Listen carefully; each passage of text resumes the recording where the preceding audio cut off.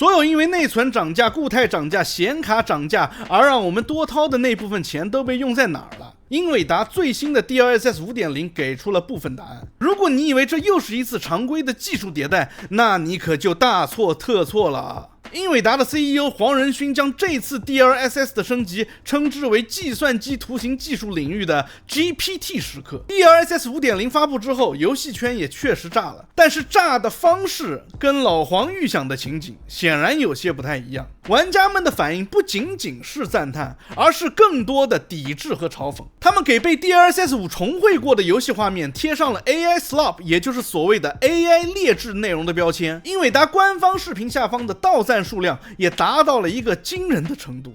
甚至连鼠毛社的分析视频也被波及了。而且这还没完啊，我的时间线现在已经完全被网友制作的各种 DLSS 5打开关闭的梗图给占领了。整个玩家社区也被分成了两派，各自情绪激动地争论这项技术的未来到底是不是正确的方向。然而在我看来啊，技术的迭代无可厚非，但是谁又能保证那些为了利润不惜一切的游戏开发商不会用这项新技术去偷懒呢？虚幻五引擎带来的一系列优化灾难就是最好的例证。所以今天的这期节目，我想聊聊正反两方的玩家都持有怎样的观点，以及我个人对 DLSS 5.0目前的看法。道欢聊豆频道，我是老九。首先上结论啊，我个人认为现阶段展示出来的 DLSS 5对于游戏场景，尤其是远景的优化，要远远强于对于人物的优化。对于人物的重绘，在某些情况下可以说是锦上添花，但是在另外一些场景下又显得画蛇添足。不过说到底，它只是工具，最后结果的好坏还是要看使用的人。根据英伟达的描述， DLSS 5.0 的原理是它会接收游戏引擎每一帧输出的色彩和运动矢量，然后用一个端到端训练的 AI 模型对整个画面进行光照和材质的重绘。我们先来看看这几段英伟达官方放出来的 DLSS 5.0 打开关闭的对比视频啊。首先是生化危机里面的 Grace，这个对比视频也是被玩家诟病最多的那一个。你可以看到 Grace 在打开 DLSS 5.0 之后，她的面部发生了很大的变化，眼影更重，嘴唇更厚，并且还化了妆，可以说是和关闭状态下的 Grace 完全就是两个人了。而且你们是不是感觉这张脸有一种似曾相识的感觉？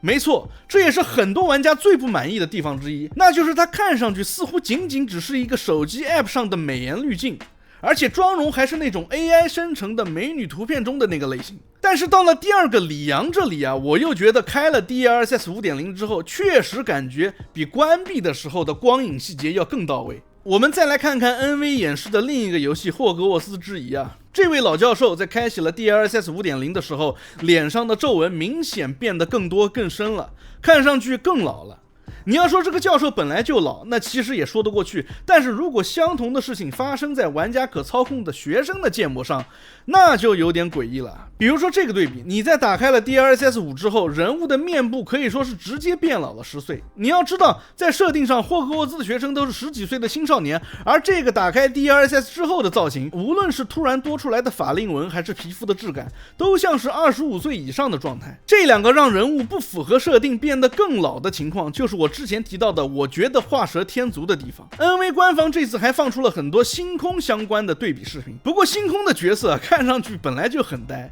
加上了这个 DLSS 5之后呢，感觉其实也还行。全部看完，我只想说陶德之前所说的星空 2.0 计划不会指的就是 DLSS 5吧。看完了人物，我们再来看看 DLSS 5对于游戏中场景的优化。比如这段来自鼠毛社的刺客信条的画面，你可以看到在打开 DLSS 5之后，游戏中的远景确实比关闭的时候要看上去舒服很多，几乎和现实当中的自然环境没有什么区别。其他的场景，比如说生化9中的街道，又或者是这种中世纪风格的游戏场景，确实感觉 DLSS 5的提升巨大。以上这种时好时坏的表现啊，也将社交媒体上的玩家分成了两个派系。互联网上更为主流的派系认为，这东西本质上就是一个 AI 滤镜，不仅破坏了游戏本来的美术方向，更会让以后的游戏全部走向同质化，因为并不是所有的游戏都是写实的风格的。他们认为 DLSS 5的模型在处理画面的时候，并不知道这款游戏的美术设设定是什么，它只有一套从海量真实影像里训练出来的照片及写实的标准，然后把这套标准强加给游戏里的每一个角色，就像手机拍照的滤镜。而且 AI 重绘过的人像有很强的恐怖谷效应。Grace 在这些玩家的眼中就是最直接的案例，他打开 DLSS 5之后的外貌确实就像是被 AI 用一套通用逻辑直接覆盖掉了一样。昨天我还在网上看到一个这张脸是卡普空的设计师自己调过的评论，我专门去查了一下，没有找到任何证据显示这张调过之后的 Grace 的脸是由卡普空的设计师亲自操刀调整的。能确认的只是老卡在官方层面签字认可了这个 demo 呈现的效果。老卡最新的财报里面已经明确的提了，他们要在未来更注重 PC 版游戏的开发。PC 市场现在 N 卡一家独大，卡普空如果想要拓展市场的话，那可不就得跟 NVIDIA 合作吗？这样一来，玩家怀疑这个 DLSS 5版本的 Grace 就是 AI 直接跑出来的猜测，其实就不无道理了。同样的情况也发生在了霍格沃兹的那个学生角色的身上。AI 不知道他应该是个10几岁的青少年，只知道这张脸的光影可以更真实，于是直接给他加了10岁。如果说前面我这么说你没能听明白，那么接下来这一组玩家自制的梗图可能有些夸张，却能很好的让你理解玩家的一些担忧。比如说这一张，还有这一张，甚至是这张。其实看到这里最后一张图啊，我感觉如果这个技术要是能被运用在一些老游戏身上，然后它的算法又做得足够好的话，那很多老游戏确实有焕发第二春的潜力。接下来我们再来说说支持老黄的那批玩家，他们坚定地认为 DLSS 5的这套神经渲染是降维打击。现在网上的负面评价不过就是这些玩家在不了解事实的情况下单纯无脑抵制 AI 的结果。对于不看好的玩家所提出的所谓破坏美术方向、游戏同质化的担忧，他们会把英伟达官网上写的这一段文字给搬出来。原文是这样的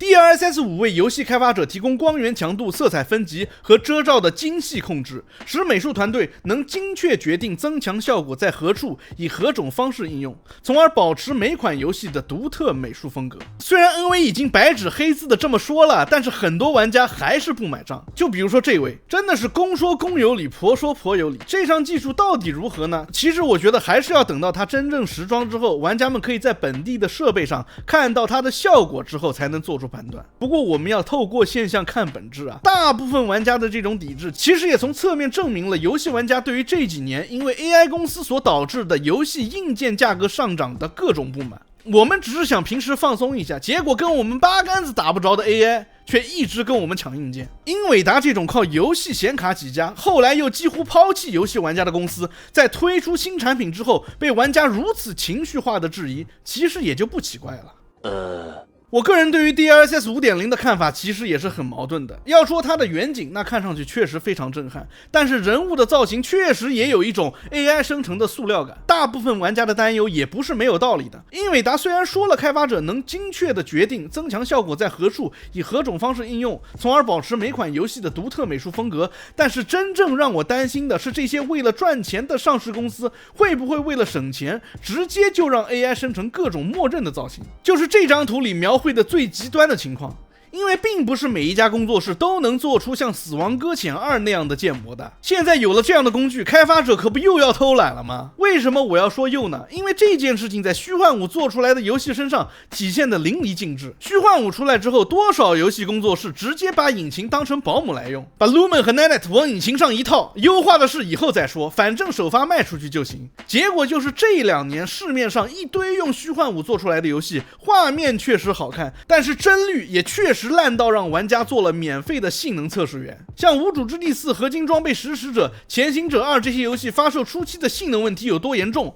玩过的人应该都是知道的呀。现在呢，不仅虚幻五的问题没解决，又来了一个名叫 DLSS 5.0 的偷懒神器，这很难不让人联想到同一套逻辑的翻版会再次重演啊。建模嘛，先凑合，反正开了 AI 看上去还行，美术先省着用，反正 DLSS 5能往上补。玩家觉得首发角色的脸有问题，没事，后续更新再调参数。整个流程走下来，玩家花了全价，充当的还是那个首发测试员，只不过这次不仅要测帧率，还要测 AI 重绘出来的脸够不够好看，场景够不够逼真。更别提现在的欧美大厂，他们的人物角色好像都是一个模板里面套出来的，都是那种 hyper realistic 的美术风格，这不正好就和 DLSS 5.0 的 AI 模型给对上口了吗？而且更糟糕的是虚幻五导致的性能问题，至少是客观存在的可以解决的技术问题，开发商理论上还有动力去还。但 DLSS 5的美术问题不一样，如果大多数玩家最终接受了那张 AI 版的 Grace， 那开发商根本就没有任何动力再去调整了，因为省下来的美术预算会全部直接进入高管和股东的口袋。除了这个我还有一个担忧，那就是硬件垄断的问题。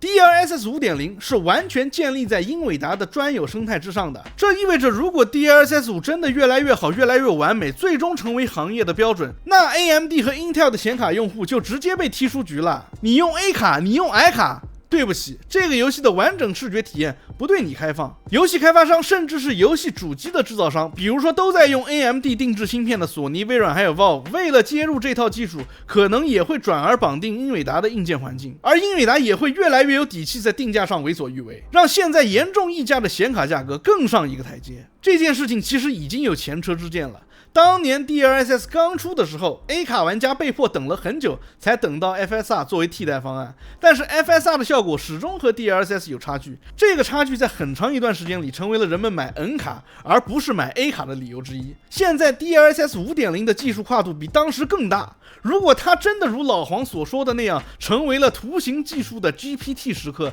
那 AMD 又要花多少时间多少资源去跟进一个对等的方案呢？在这一段空窗期里，市场份额会怎么移动，显卡价格会怎么变化，答案其实就已经呼之欲出了。最后还有一个问题我也是比较担忧的，那就是 DLSS 5.0 目前的演示条件本身就存在水分。现在你们看到的这个效果可是2张 RTX 5090跑出来的，和普通玩家家里的单卡环境之间的差距实在是过于巨大。一张5090就已经是溢价好几千美元了，更别说是2张了。虽然说英伟达说了这只是为了让演示更完美，以后单卡也能跑，但是以后是多久呢？会不会只有5090这种高端卡才能勉强跑得动呢？就像光线追踪刚出来的时候一样，20系当时把光线追踪吹得天花乱坠，结果旗舰卡跑起来都够呛。所以说技术从落地到真正被大多数玩家用上，中间往往要经历好几代的硬件迭代。在这段时间里，这项技术对普通玩家来说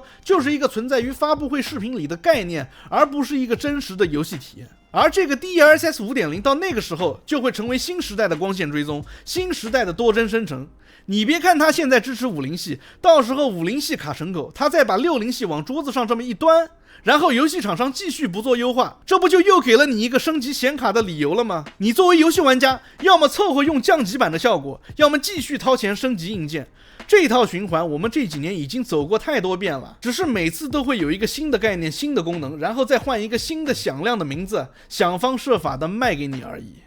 Later， DLSS 5.0 到底是不是未来？其实现在谁都下不了定论，但是能肯定的是，技术本身从来不是问题，问题在于它最终服务的是谁？它是服务玩家，让我们用更低的成本获得更好的体验，还是服务资本，让厂商用更低的成本卖给你一个看起来更好的游戏？如果 DLSS 5.0 最后变成的是远景更真实了，但角色失去了灵魂，画面更锐利了，但美术变得千篇一律，那它再先进也不过是一次方向跑偏的进步。如果开发者真的能把这项技术当成工具而不是拐杖，